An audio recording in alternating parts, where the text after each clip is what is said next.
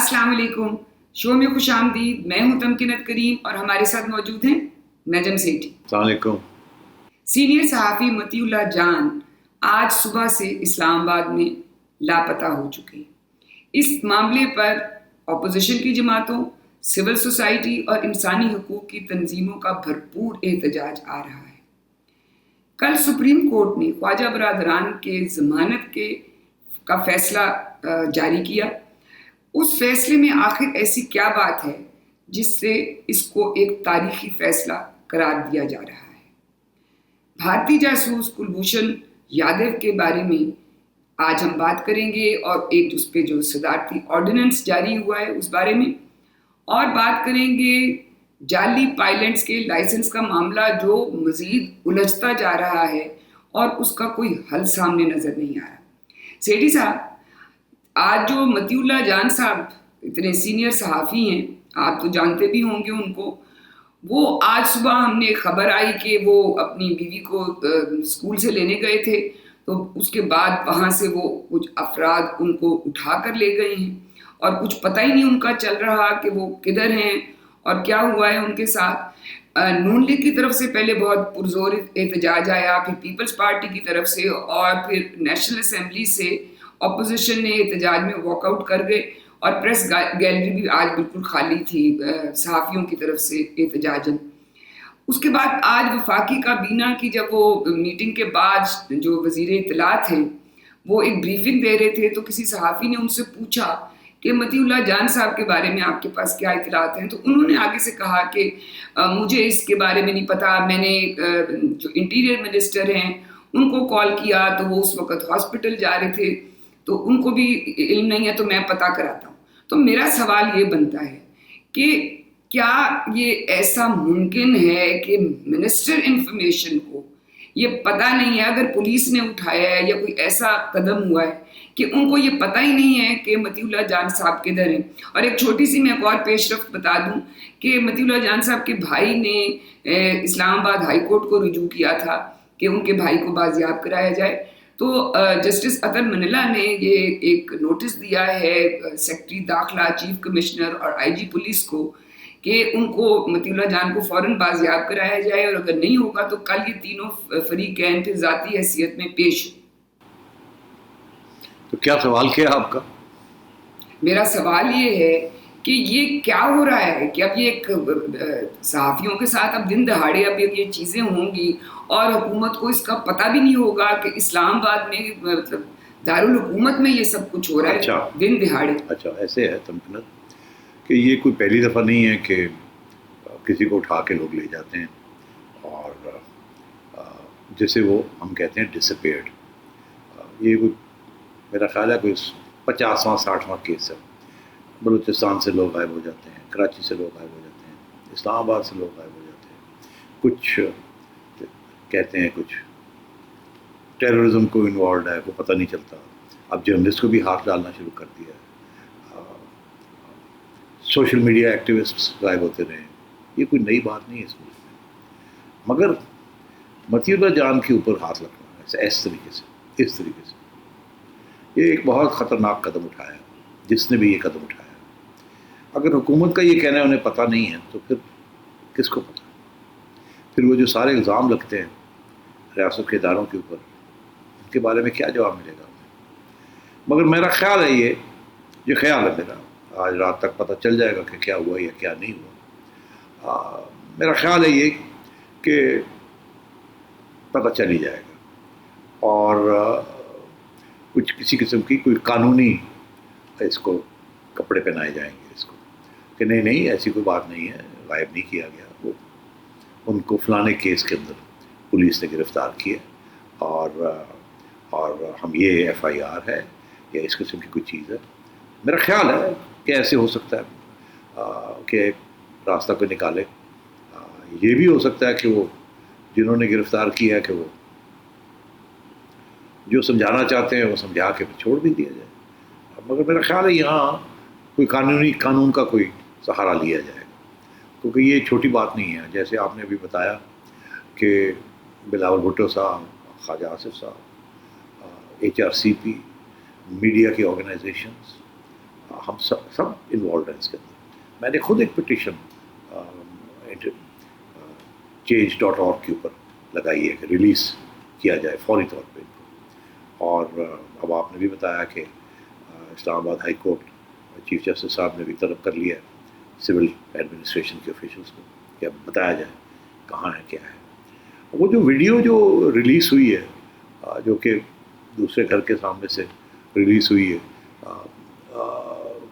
کیمرے کی, اس کے اندر تو نظر آ رہا ہے کہ کچھ لوگ اس میں وہ کپڑے پہنے ہوئے ہیں جو کہ پولیس کے اینٹی ٹیررسٹ اسکواڈ کے. تو وہ تو اب ظاہر ہو گیا نا, یہ تو کوئی ایسی بات نہیں ہے کہ کوئی چھپی ہوئی بات ہے. میرا خیال ہے اگر چھپی ہوئی بات نہیں ہے تو پھر یہ سامنے آ جائے گی بات کہ پولیس نے اریسٹ کیا ہے یا اینٹی ٹیررسٹ اسکواڈ نے کیا ہے یا سائبر کرائم والوں نے کیا ہے یا کسی نے کیا ہے, اور کچھ نہ کچھ حوالہ دیا جائے گا اور پھر ان کو پیش کیا جائے گا اور بیل شیل ہو جائے گی. اس قسم کی بات میرا خیال ہے ممکن ہے سبق سکھانے کے لیے, کیونکہ مطیع اللہ جان جو ہے میرا خیال پاکستان میں چند ہی جرنلسٹ اب رہ گئے ہیں جو کہ دلیری کے ساتھ بات کرتے ہیں اور سنجیدگی کے ساتھ بات کرتے ہیں, مگر حقیقت بیان کرتے ہیں, اور وہ یہ سوچتے نہیں ہیں کہ اس کے نتائج کیا ہوں گے حقیقت بیان کرنے کے. کیونکہ جب آپ پاورفل لوگوں کے پاؤں کے اوپر پاؤں رکھتے ہیں تو پھر ان کو پسند نہیں آتی بات, تو پھر وہ سبق سکھانے شروع ہو جاتے ہیں. تو میرا خیال ہے کہ اسی قسم کا کوئی سچویشن ہے, کیونکہ یاد رہے کہ کل وہ سپریم کورٹ میں بھی ان کی پیشی, کیونکہ وہاں توہین عدالت کا کیس چل رہا ہے ان کے اوپر. انہوں نے کوئی ٹویٹ کی تھی جس کے اوپر جج حضرات نے ریئیکشن کیا, ان کو یاد بلایا تھا اور کہا تھا کہ اچھا آپ آئیں, پھر ایک ڈیٹ دی ان کو کہ آپ آئیں اور آپ کو ہم سے پوچھیں گے آپ سے کہ کیا یہ آپ نے کیا ہے کیا نہیں کیا, پھر آپ دیکھیں گے ہم انڈائٹ کرتے ہیں یا نہیں کرتے یا کیا ہوتا ہے. تو اب وہ کل انہوں نے جانا تھا, اس سے پہلے یہ قدم کسی نے اٹھایا ہے کہ ان کو اٹھا لیا گیا. اگر اٹھانے کے تو بہت سے طریقے بھی ہوتے ہیں. اگر کوئی کیس ویس ہے تو ایک فون کال سے جی آپ تھانے آ جائیں اور چلے جائیں اور وہاں گرفتاری دے دیں, یا گھر آئے اور کہیں السلام علیکم جی یہ وارنٹ ہے جی آپ کے لیے اریسٹ کا, چلیے جی. یہ جو طریقہ ہوتا ہے نا کہ اٹھا لینا, یہ ایک دہشت گردی کا ایک خوف عوام کے اندر پھیلانا ہوتا ہے, ڈرانا ہوتا ہے. ریاست کے کچھ ادارے کرتے ہیں اور یہ یہاں نہیں دنیا میں بھی ہوتا ہے, اور ڈیموکریسیز میں بھی ہوتا ہے, اٹھا کے لوگ لے جاتے ہیں اور انٹروگیشن کے لیے. مگر پھر وہاں قانون اتنا سخت ہوتا ہے کہ جو بھی ایسا فیصلہ کرتا ہے پھر اس کو در لیا جاتا ہے. مگر وہ اوپن نہیں کرتے, وہ آتے ہیں گرفتار کرتے ہیں, آتے ہیں پوری پولیس آتی ہے کہتی ہے جی یہ وارنٹ ہے چلیے آپ کو گرفتار کر لگے, آپ جو کہنا چاہتے ہیں کہہ دیں, جو بھی اس کے بعد آپ کہیں گے وہ آپ کے خلاف استعمال ہو سکتا ہے. ہتھ کڑی لگاتے ہیں, سب کے سامنے لے جاتے ہیں تھانے میں, وہاں کے ڈال دیتے ہیں, پھر ان کی نارمل کارروائی شروع ہو جاتی ہے جو بھی ہے. تو یہاں یہ ایک نیا رواج شروع ہو گیا کہ پولیس جو ہے دوسرے اداروں کے ساتھ کچھ خفیہ کچھ نان خفیہ یہ مل کے آتے ہیں اور دھڑ دھڑ دھڑ دھڑ کر کے اٹھا کے لے جاتے ہیں, اور پھر آپ ڈسپیئر بھی ہو جاتے ہیں. میں خود ہو گیا تھا ڈسپیئر 99 میں, پلین کلوز لوگ along with police men in uniform, انہوں نے آ کے دروازے توڑے, اٹھا کے پکڑ کے مار کے پکڑ کے لے گئے, ہمیں پتہ نہیں چلا, اور 15 دن غائب تھا. تو یہ کرتے ہیں, پھر اس کے بعد وہ کاروائی قانونی کاروائی ڈال ڈھول کے تو پھر آپ اس سامنے کر دیتے ہیں. اور بات یہ ہے تمکنت کہ یہ بھی اسی قسم کا کوئی کیس ہے. میرا نہیں خیال مطیع اللہ کو کسی قسم کا جسمانی نقصان پہنچایا جائے گا. ہی از ٹو ہائی پروفائل, دنیا میں ان کو پہچانا جاتا ہے کہ یہ بڑے بہادر جرنلسٹ ہیں, اور کوشش ان کی یہی ہوتی ہے کہ ایک سچ کا آئینہ دکھایا جائے سب کو, ان لوگوں کو خصوصاً جو کہ بڑے پاورفل لوگ ہوتے ہیں, جو کہ جن کا کبھی احتساب نہیں ہوتا تو یا ہونے نہیں دیتے. تو بہت سے لوگ ناراض بھی رہتے ہیں اسی لیے مطیع اللہ کے ساتھ. تو ایسی سچویشن ہے. البتہ یہ میں ضرور کہوں گا کہ ابھی حال ہی میں میں نے سنا ہے کہ سینٹ کی جو ہیومن رائٹس کمیٹی ہے انہوں نے بھی آئی جی صاحب کو بلا لیا. تو اب ہو یہ رہا ہے کہ ساری سیاسی جماعتیں اس کے اوپر اکٹھی ہو گئی ہیں. کیا یہ وہ چنگاری ہے جس کی ہم انتظار کر رہے تھے, کوئی ایسی چیز ہو جس کے اوپر سارے اکٹھے ہو جائیں اور اکٹھے ہو کے پھر احتجاج کریں اور گورنمنٹ کو پیچھے دھکیلیں. کیونکہ جس طریقے سے یہ قانون بن رہے ہیں اور جس طریقے سے غیر آئینی چیزیں ہو رہی ہیں اس ملک میں, ابھی نہ روکا تو یہ اس کو کب روکا جائے گا. میں یہ سمجھتا ہوں کہ this code be a test case. Chief justice Athar Minallah نے کافی سخت رویہ اختیار کیا, بلایا سب کو, آؤ جی آ کے پیش کرو اور بتاؤ کیا ہے. اور میرا خیال ہے سپریم کورٹ بھی جس کیس میں ان کو طلب کر رہا تھا وہاں بھی سوچنا پڑے گا کہ یہ جو قدم اٹھا لیا کسی نے, اس کے ساتھ وہ مطیع اللہ ہیرو بن جائیں گے. عوام ان کے ساتھ کھڑی ہوگی. اس وقت آپ دیکھیں 5 یا 6 قسم کی ٹرینڈنگ ہو رہی ہے انٹرنیٹ کے اوپر. ریلیز مطیع اللہ جان, فوراً اس کو پروٹیکٹ کیا جائے, مطلب ہر قسم کی مطیع اللہ جان کے ساتھ ٹرینڈنگ شروع ہو گئی. یہ بڑی یونیک چیز ہے. ایک ٹرینڈ, ایک 5-6 مطیع اللہ جان کے بارے میں ٹرینڈس شروع ہو گئے. سو میں یہ سمجھتا ہوں یہ بڑی حماقت کی ہے حکومت نے, اور آگے جا کے اب دیکھتے ہیں کہ شام تک آج کا جو فائنل فیصلہ ہے وہ کیا ہوگا.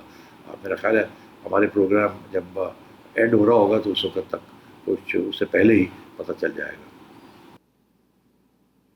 جی ابھی آپ نے سوشل میڈیا کی بات کی, تو مطیع اللہ جان صاحب کے لیے اور دوسرے جو صحافی ہیں جو زیر عتاب رہتے ہیں ان کے بارے میں مجھے ایک شعر نظر آیا, کسی نے لکھا ہے. آپ کی اجازت ہو تو میں پڑھ دوں. جی جی بالکل. میں کٹ گروں کہ سلامت رہوں, یقین ہے مجھے کہ یہ حصار ستم کوئی تو گرائے گا. تمام عمر کی ایذا نصیبوں کی قسم, میرے قلم کا سفر رائے گا نہ جائے. بالکل بالکل ایسا ہی ہے. کاش کہ اور لوگ بھی یہ قلم اٹھائیں, کاش کہ اور لوگ بھی کھڑے ہوں. وہ مجھے بھی ایک نظم یاد آتی ہے, انگریزی وہ کسی اور زبان میں تھی, پھر اس کا ترجمہ انگریزی میں ہوا, مگر اس کا لب لباب یہی تھا کہ پہلے وہ فلانے بندے کے لیے آئے پکڑنے کے لیے, تو میں نے دیکھا میں چپ رہا. پھر فلانے کو پکڑنے لینے آئے, پھر میں نے دیکھا میں چپ رہا. پھر فلانے کو پکڑ کے لے گئے, میں نے دیکھا میں چپ رہا. پھر ایک دن وہ مجھے پکڑنے لینے آ گئے اور میرے لیے کھڑا ہونے کے لیے کوئی تیار نہیں تھا. بات یہ ہے جی کہ جب اس قسم کی ناجائز چیز ہوتی ہے, غیر قانونی چیز ہوتی ہے اور زیادتی ہوتی ہے, تو عوام اگر کھڑی نہیں ہوگی, اگر سیاستدان کھڑے نہیں ہوں گے, اگر باقی اس کے ساتھی کھڑے نہیں ہوں گے, تو پھر یہ ایک ایک کر کے سب کو گرا دیں گے اور ڈسپیئر کر دیں گے.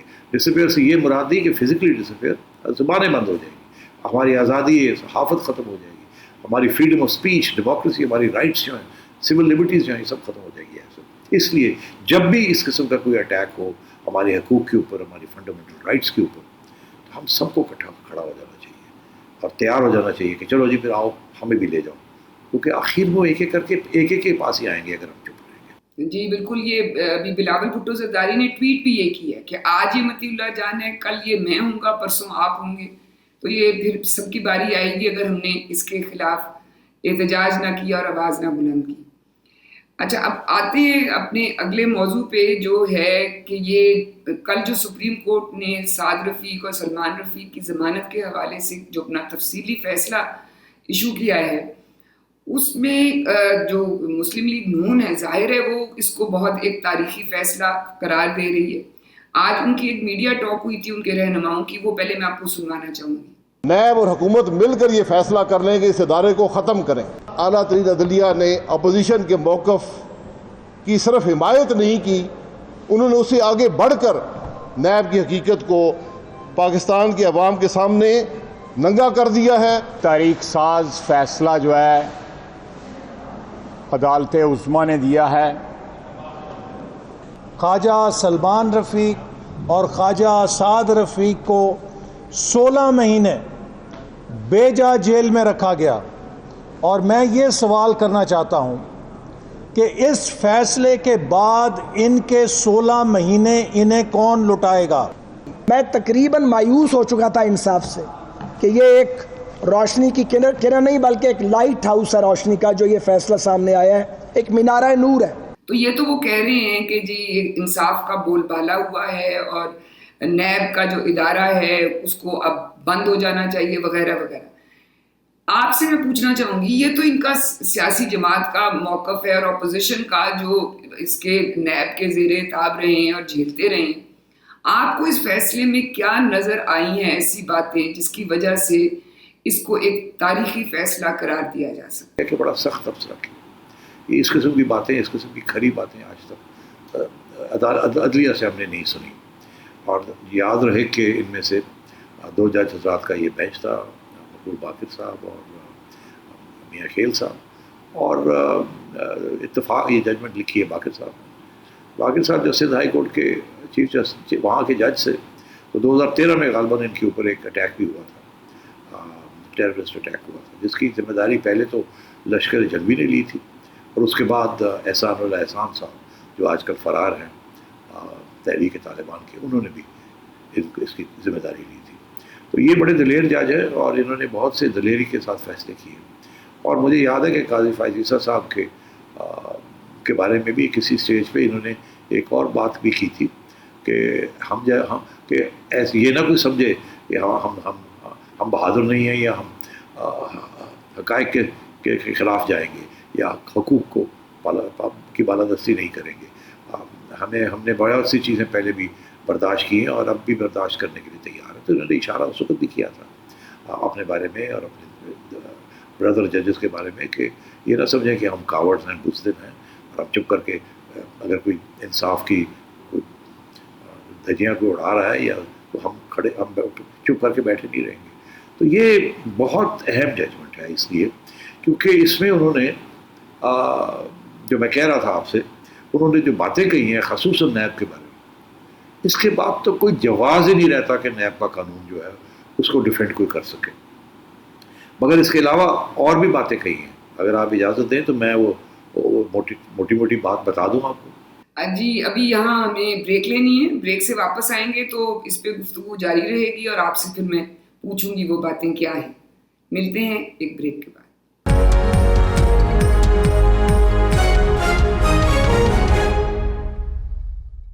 Welcome back. اچھا سیٹھی صاحب، آپ کہہ رہے تھے کہ یہ آپ نے جس کے اندر جو اہم باتیں ہیں وہ بتانی ہیں، وہ ذرا پلیز ہمیں بتائیے اس فیصلے میں کیا ہے جس کی وجہ سے آپ سمجھتے ہیں کہ یہ بہت۔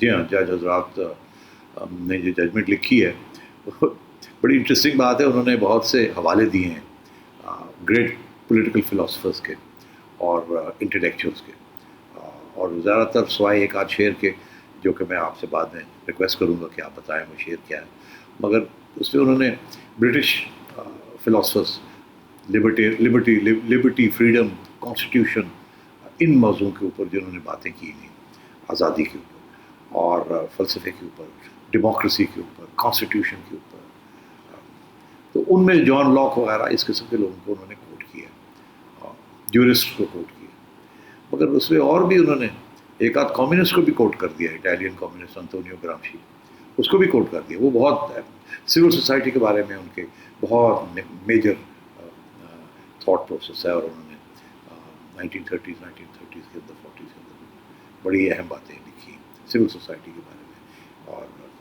تو اس لیے میں سمجھتا ہوں ایک تو بہت بڑا انٹلیکچوئل کانٹینٹ اس ججمنٹ میں بہت زیادہ ہے۔ تو عام طور پہ ججمنٹس کے اندر فیکٹس ہوتے ہیں اور چھوٹی موٹی ریفرنسز ہوتے ہیں، مگر انٹلیکچوئل کانٹینٹ اتنا بھاری نہیں ہوتا، تو میں ویری امپریسو۔ مگر پھر جب میں یہ دیکھتا ہوں کہ کن کن کو انہوں نے کوٹ کیا ہے، کیسے فلاسفرز کو انہوں نے کوٹ کیا، پھر مجھے وہ یاد آتا ہے کہ ایک چیف جسٹس صاحب بھی تھے جنہوں نے کوئی ایک پلپ فکشن یا ٹریش ناول گاڈ فادر کو کوٹ کیا تھا۔ تو آپ دیکھیے فرق کتنا ہے، یہ کس قسم کے لوگوں کو کوٹ کر رہے ہیں اور کہاں حوالے دے رہے ہیں، اور وہ صاحب کس قسم کے فکشن کے ناولس کو کوٹ کر رہے تھے اور وہاں سے اپنی کیوز لے رہے تھے۔ بہرحال آگے چلتے ہیں۔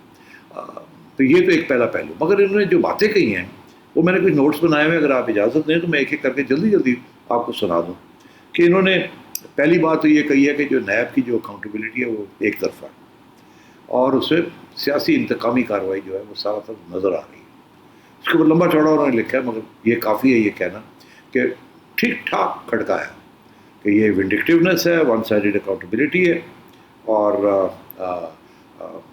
اس کے اوپر انہوں نے نیب کو ٹھیک ٹھاک ٹائٹ کیا۔ اس کے بعد وہ کہتے ہیں کہ یہ جس طریقے سے یہ اریسٹ کرتے ہیں اور لوگوں کو رکھتے ہیں، وہ یہ ایک ہراسمنٹ ہے، ڈسگریس ہے، ہیوملیشن ہے، لوگوں کو بیزت کرنا۔ یہ قانون یہ اجازت نہیں دیتا کہ آپ کسی بندے کو جو کہ پہلے انوسنٹ ہے اس کے ساتھ آپ اس قسم کا رویہ اختیار کریں جس قسم کا رویہ نیب اختیار کرتی ہے جب لوگوں کو پکڑتی ہے۔ یا آپ کو یاد ہوگا جس طریقے سے ہتھکڑیاں لگا کے پروفیسر حضرات کو یا بوڑھے لوگوں کو بھی یہ پکڑ کے لے جاتے ہیں، اور جس طریقے سے میڈیا کرتا رہتا ہے۔ وہ کہتے ہیں ان کی جو اریسٹ کا پروسیجر ہے ہراسمنٹ ہے اور ایک قسم کا ٹیررائز کرنا اور ہیومیلیٹ کرنا، ڈسگریسفل، انگریزی کے بڑے سخت لفظ استعمال کیے. اس کے بعد وہ کہتے ہیں کہ یہ صرف حکومت کے جو اپوننٹس ہیں ان کو ٹارگٹ کرتی ہے، مطلب ہے کہ اپوزیشن کو پکڑتی ہے اور حکومت کی طرف نہیں جاتی، تو وہ ون سائیڈڈ جو ہے وہ ساری بات کرتی ہے. پھر یہ کہتے ہیں جو نیب آرڈیننس خود ہے، وہ کہتے ہیں یہ بہت کنٹروورشل ہے، یہ صحیح کہہ رہے ہیں، اس کی جو خامیاں ہیں، اس کے اندر جو کمزوریاں ہیں اور جو جس وجہ سے کنٹروورسی ہوتی ہے وہ ساری اس کے اوپر انہوں نے نظر رکھی ہوئی. اور پھر انہوں نے بڑی انٹرسٹنگ بات کی، اس سے آگے بڑھے، گورنمنٹ سے آگے بڑھ گئے. وہ کہتے ہیں نیب کو استعمال کیا جا رہا ہے for political engineering. Political engineering, اب ظاہر ہے پولیٹیکل انجینئرنگ جب آپ چن چن کے لوگوں کو اندر ڈالیں گے اور ان کی زبان بند کر دیں گے تو، اور پھر سیاسی جو سسٹم ہے اس کو چلانے کی کوشش کریں گے اپنے انداز سے، کیونکہ کرٹکس کو تو آپ نے بند کر دیا، منہ بند کر دیا، اندر کر دیا نیب کے ذریعے، تو سیاسی انجینئرنگ ہو رہی ہے. اس مقصد کے لیے نیب کو استعمال کیا جا رہا ہے، آبویسلی انکانسٹیٹیوشنل. اچھا، اس کے بعد کہتے ہیں کہ نیب کی کنوکشن ریٹ جو ہے، یہ لوگوں کو جو پکڑ دکڑ کر کے اور سزا سنانے والی بات ہوتی ہے، وہاں تک تو یہ پہنچتے ہی نہیں ہے. اور وہ اس دن میں بھی یہ بات آپ سے کر رہا تھا کہ 80-85% کیسز تو پلی بارگین کے اوپر ہو جاتے ہیں، کنوکشن تو ہوتی نہیں. تو اس لیے اس کی طرف بھی کہ ان کی کارکردگی کیا ہے، جو کرتے ہیں اس کے بھی اوپر انہوں نے پانی پھیر دیا. اس میں کہتے ہیں کہ یہ ملک کو بہت نقصان پہنچا رہا ہے. کہتے ہیں یہ ہمارے قومی مفاد میں بھی نہیں ہے، اور یہ بڑی اس قسم کی جس ظالم طریقے کے ساتھ نیب لوگوں کو پکڑتی ہے اور کیسز کرتی ہے، اس کے ساتھ سوسائٹی کو ڈس انٹیگریٹ کر رہی ہے نیب. پھر کہتے ہیں، انہوں نے یاد دلایا کہ یورپین یونین کی طرف سے بھی نیب کے جو ون سائیڈڈ اکاؤنٹیبلٹی ہے، ایک طرفہ، اس کے اوپر انہوں نے، یورپین یونین نے بھی اس کے اوپر تنقید کی ہے. اور پھر آگے وہ کہتے ہیں کہ دیکھیے یہ ایکوالٹی جو ہے نا، ایک طریقے کے ساتھ سب کو ٹریٹ کرنا، ڈسکریمنیشن نہ کرنا، یہ ہونی چاہیے اور یہ نہیں ہے. اور آخر میں انہوں نے کچھ شعر و شاعری کی ہے جو میں آپ پہ چھوڑ دیتا ہوں.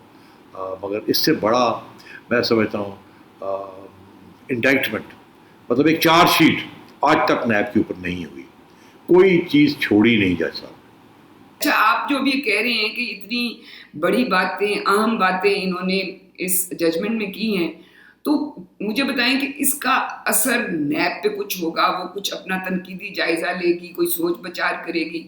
اور دوسرا ساتھ ہی جڑا ہوا سوال یہ ہے کہ جو زیر التوا کیسز ہیں عدالتوں میں، کیا اس کے لیے بھی یہ فیصلہ ایک مشعل راہ ہوگا، کوئی گائیڈنگ ہوگا ان کیسز کے لیے؟ دیکھیے، 2-3 باتیں.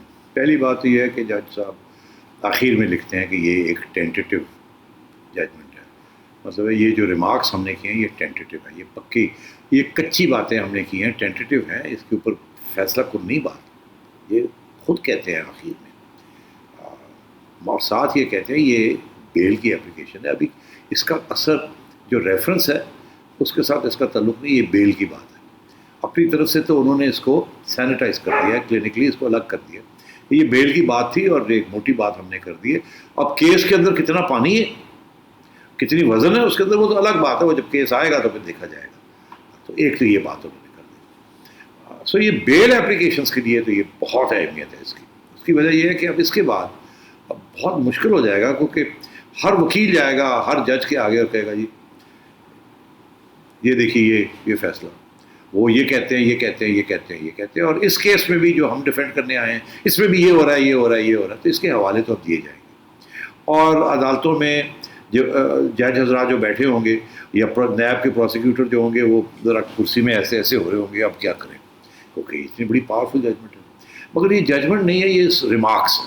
ججمنٹ تو ہو گئی نا کہ جی چھوڑ دیا، مگر تو یہ بڑی امپورٹنٹ بات ہے کہ یہ اس کی ظاہر ہے یہ اس کا استعمال تو کیا جائے، مگر اس کے بعد کیا اس کی کوئی قانونی حیثیت ہے اس کی کہ نہیں، اس کے اوپر 2 رائے ہیں.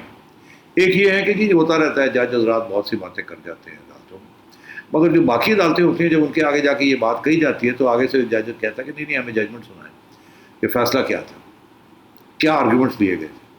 یہ ہوا والی بات، وہ تو باتیں تو بہت ہو جاتی ہیں عدالت. بہت سے ریمارکس ہو جاتے ہیں، تو ریمارک جو ہے وہ ججمنٹ نہیں ہوتی. اچھا دوسری طرف دوسری سائڈ یہ کہتی ہے نہیں، جو ریمارک بھی ہوتا ہے اس کی بھی ایک سیمی قانونی حیثیت ہوتی ہے، ایک قسم کی ججمنٹ ہی ہوتی ہے جو اس کے اندر ریمارکس بھی دیے جاتے ہیں، جس طریقے سے آرگیو کیا جاتا ہے کس چیز کو وزن دیا جاتا ہے کس کو نہیں دیا جاتا. تو یہ ڈبیٹ چلتی رہتی ہے. اچھا اب کچھ لوگ کہہ رہے ہیں نہیں کوئی فرق نہیں پڑے گا اس سے، کچھ لوگ کہہ رہے ہیں نہیں اب فرق پڑے گا. 2 جج کھڑے ہو گئے، ادھر قاضی فائز عیسیٰ صاحب کھڑے ہوئے ہیں، کوئی اور جج کھڑے ہو جائیں گے، اسلام آباد ہائی کورٹ کے چیف جسٹس کھڑے رہتے ہیں. آہستہ آہستہ جوڈیشری میں جاگ رہی ہے جوڈیشری، اور انسانی حقوق اور سٹیزن رائٹس کو پروٹیکٹ کرنے کی ایک میں سمجھتا ہوں کہ ایک ڈیولپمنٹ ہو رہی ہے، ایک جذبہ آ رہا ہے کہ کھڑا کیا جائے، کیونکہ اتنا گھٹن ہو رہی ہے ہر جگہ. تو یہ تو ہو نہیں سکتا کہ اس ججمنٹ کی اہمیت نہ ہو، اور یہ بھی ہو سکتا ہے کہ جب یہ وہ ریفرنس تو چلے گا کب تک، تو اس کو استعمال ضرور کیا جائے گا، اور اچھے وکیل کے ہاتھ میں یہ ایک بہت پاورفل ویپن ہوگا، اور ججز کے اوپر پریشر ہوگا جب ان کے اوپر کاؤنٹر پریشر آتا ہے فرام ادر پیپل پروسیکیوشن، تو پھر وہ دیکھنا پڑے گا کہ اس ججمنٹ کو اگنور نہیں کیا جا سکتا. میں سمجھتا ہوں ویری امپورٹنٹ ججمنٹ، اس کا سہارا لیا جائے گا آگے جا کے، ایک مائل سٹون اس کے اندر جو باتیں کی گئی ہیں وہ مائل سٹون بنے گی. ٹھیک. اچھا یہاں ہم ایک بریک لینی ہے، بریک سے واپس آئیں گے تو بات کریں گے بھارتی جاسوس کلبھوشن یادو کی، ایک وقفے کے بعد.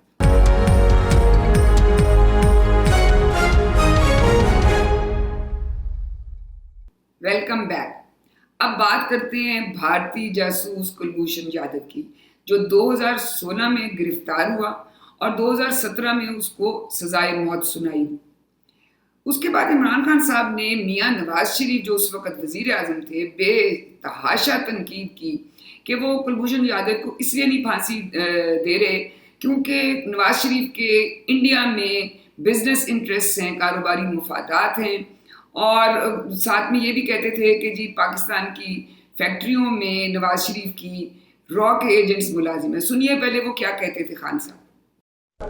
کلبھوشن یادو کے اوپر جو چارجز ہیں کہ ملک توڑنے کی سازش، دہشت گردی کی سازش، یعنی ایک آدمی نے خود مان لیا ہے اتنی بڑی سازش، اور ہمیں پتہ ہے یہ دھماکے ہوتے ہیں، تو اس نے جب مان گیا ہے اور اس کے بعد پھر وہ اس کو جس طرح یہ سارا ہوا ہے آئی سی جے میں لے جانا، کیسے چلا گیا پاکستان، کیوں نہیں انہوں نے آبجیکٹ کیا، یہ سب کچھ اس پہ بہت بڑا سوالیہ نشان ہے. یہ ان کو آپ ڈیمانڈ کرنا چاہیے ڈسکلوز کریں، کیونکہ یہ لگ رہا ہے کہ پرائم منسٹر اس ملک کا سیکیورٹی رسک بن چکا ہے کہ وہ اپنی بزنس کو بچاتے بچاتے ملک کے انٹرسٹ کو کمپرومائز کر رہا ہے.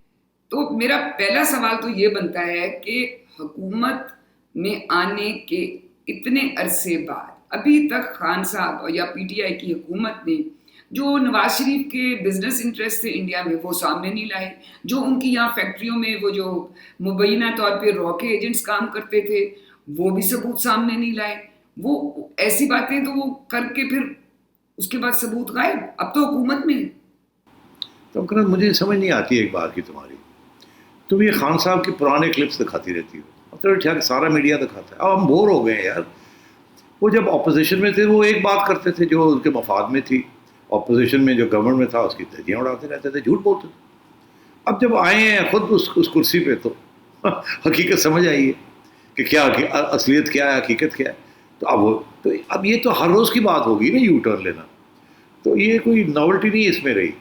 مگر اس میں جو انٹرسٹنگ بات اس کیس میں جو ہے وہ یہی ہے کہ ظاہر ہے کہ یہ تو صرف عمران خان صاحب نہیں نا، کچھ اور بھی لوگ ان پہ یہ الزام لگا رہے تھے نا. جب فیصلہ کیا تھا کہ ان کی چھٹی کرانی ہے تو پھر ہر قسم کے الزام لگاتے ہیں، اور اس سے بہتر الزام کیا ہوتا ہے کہ یہ غدار ہے یا یہ کاروبار میں اپنی غداری اظہار کر رہا ہے. دیکھیے جی کاروبار پہلے آتا ہے اور غدار اور ملک کے مفاد بعد میں آتے ہیں، اس قسم کی باتیں. مگر پاکستان کی عوام نے تو وہ بات نہیں سنی نا. پاکستانی عوام نے تو پچھلی دفعہ بھی نواز شریف صاحب کو جتا دیا تھا، اور اب اگر الیکشن ہوئے پھر جتا دیں گے.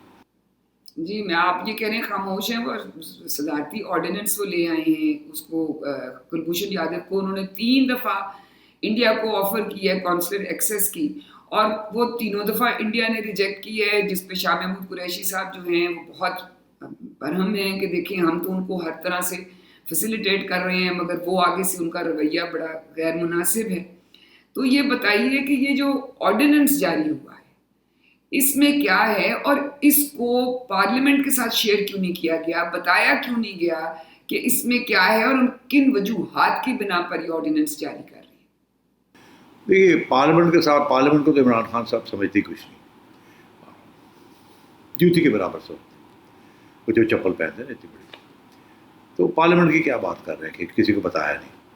بات یہ ہے کہ یہ کیس جب یہ ہوا تو انڈیا نے اپیل کی انٹرنیشنل کورٹ آف جسٹس میں کہ یہ جو مارشل لاء کی یہ کورٹ مارشل جو ہوگا یہ غیر آئینی ہے اور اسے انصاف نہیں ملا، اور انٹرنیشنل کورٹ کی جورسڈکشن جو ہے اس کو طلب کیا. تو پھر جانا پڑا وہاں اتنی دیر تک، فریز کرنا پڑا کیس کو، کیونکہ انہوں نے اسٹے دے دی ایک قسم کی کہ آپ سزائے موت جو ہے وہ کیری آؤٹ نہیں کریں گے. تو اس وقت گورنمنٹ کے ہاتھ باندھ دیے انہوں نے. مگر میں یہ سمجھتا ہوں کہ اگر گورنمنٹ تکڑے وکیل کرتی اور اگر ان کے جو گورنمنٹ کا یہ یا اداروں کا یہ فیصلہ ہوتا کہ اس کو سزائے موت دینی ہے تو یہ کب تک اللہ کو پیارا ہو گیا ہوتا. مگر عام طور پہ اسپائز کے ساتھ بہت ریئر کیسز میں ان کو سزائے موت سنا دی جاتی ہے. عام طور پہ ان کو ایکسچینج کیا جاتا ہے کیونکہ آپ کے اسپائز انہوں نے پکڑے ہوتے ہیں، آپ ان کے اسپائز پکڑ لیتے ہیں، اور یہ نیگوسیشن کے اندر پہ لین دین ہوتی ہے. یہ کولڈ وار کے زمانے میں یو ایس اور رشیا کے سوویت یونین کے درمیان یہ ہوتا رہتا تھا. ابھی بھی ہوتا ہے. آپ دیکھیں ایران میں لوگ پکڑے جاتے ہیں اسپائز، جیل کاٹتے ہیں، پھر ایک وقت آتا ہے ان کو ایکسچینج کر لیا جاتا ہے یا کچھ نہ کچھ. تو یہ ایکسیکیوشنز ہوتی نہیں ہیں عام طور پہ، ان کو ایز پرزنر سواپ کے لیے رکھا جاتا ہے یا نیگوسیشن کرنے کے لیے ویسٹرن پاورز بٹوین دی دونوں پاورز جن کے درمیان یہ کانفلکٹ چل رہی ہوتی ہے. اسی لیے اس کو کبھی ایکسیکیوٹ انہوں نے کرنا ہی نہیں تھا، اس کو رکھنا تھا to exchange at the right time as a gesture of goodwill یا واٹ ایور. تو نواز شریف صاحب نے بھی کچھ نہیں کیا، کہہ دیا تھا کہ جی اس کو رکھنا ہے، ہم نے یہ تلوار رکھنی ہے سزائے موت کی، تاکہ جب معاف کریں تو پتہ لگے ہم نے بہت فراخ دلی، بہت زبردست ڈپلومیٹک موو کی.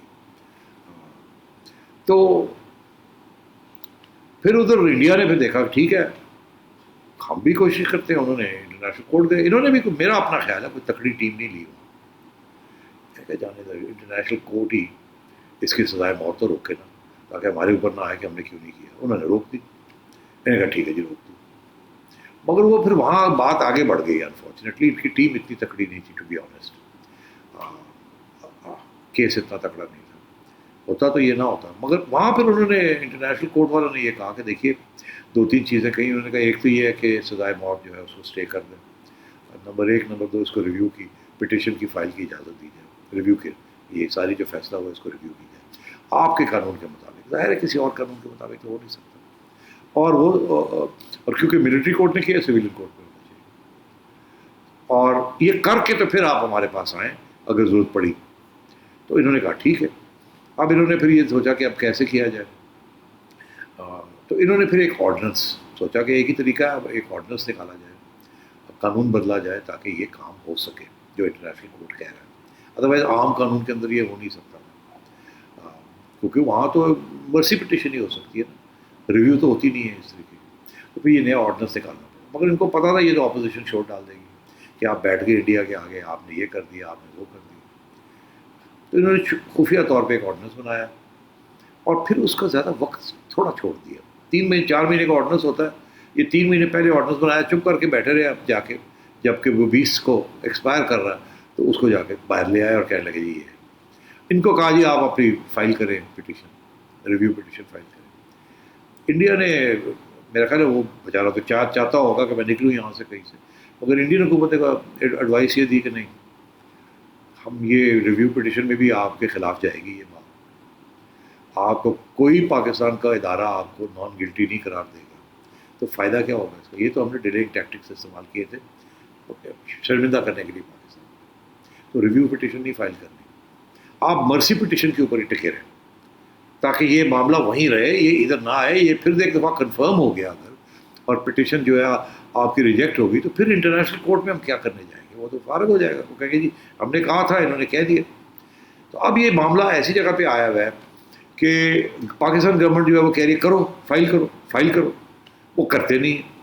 وہ ڈیلے ایک دفعہ ڈیلے کی, پھر انہوں نے کہا جی آؤ جی مل لو اس کو, کیونکہ عدالت نے کہا تھا انٹرنیشنل کورٹ کے ایکسیس ملنی چاہیے. وہ کہہ رہے ہیں آئیں جی مل لیں ان کو, وہ آتے نہیں ملنے کے لیے. وہ کہتے ہیں اچھا جی لائر ہم کر دیتے ہیں, نہیں تو آپ نہیں کرتے. وہ کہتے ہیں نہیں چپ, ہم نہ آپ کا لیتے ہیں نہ اپنا دیتے ہیں.